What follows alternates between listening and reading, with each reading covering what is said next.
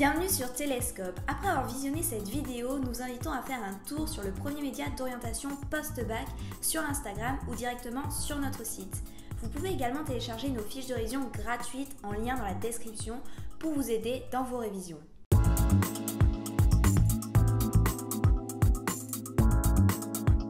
À la sortie de la Seconde Guerre mondiale, De Gaulle est au pouvoir et il met en place la 4e République avec une nouvelle constitution. L'objectif est de reconstruire la France après la guerre. La 4e République arrive dans un contexte d'après-guerre avec un bilan désastreux autant au niveau humain avec plus de 50 millions de morts qu'au niveau matériel avec la destruction d'industries ou d'infrastructures. Entre 1950 et 1960, la France fait face à la décolonisation, d'abord en Asie avec l'indépendance de l'Indochine, puis en Afrique avec l'indépendance de la Tunisie et du Maroc grâce aux accords de Genève. La France bénéficie pleinement du plan Marshall. De plus, elle adhère à l'OTAN pour continuer de se reconstruire et pour participer à de nombreux projets qui maintiennent la paix entre les pays.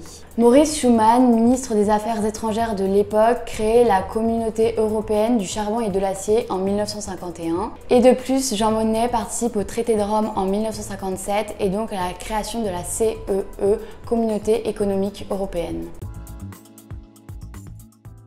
La 4e République étant une république instable, De Gaulle proclame en juin 1958 une nouvelle constitution ouvrant la voie à une 5e République que la France a approuvée par un référendum.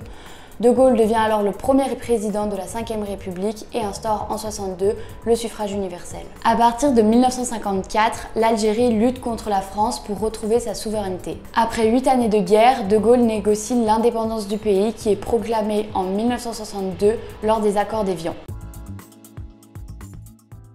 De Gaulle souhaite redonner sa splendeur à la France et instaure une politique de grandeur. De nombreux projets industriels sont mis en place et la stabilité financière est retrouvée petit à petit, avec notamment une politique de dévaluation de la monnaie, donc une hausse des impôts et l'arrivée du nouveau franc. La France sort de l'OTAN en 1966 pour retrouver son indépendance. Elle se rapproche alors des pays communistes tels que la Chine ou les pays de l'Est et signe en 1963 le traité de l'Élysée pour se rapprocher de l'Allemagne. Si cette vidéo vous a plu, n'hésitez pas à télécharger nos fiches de révision gratuites en lien dans la description.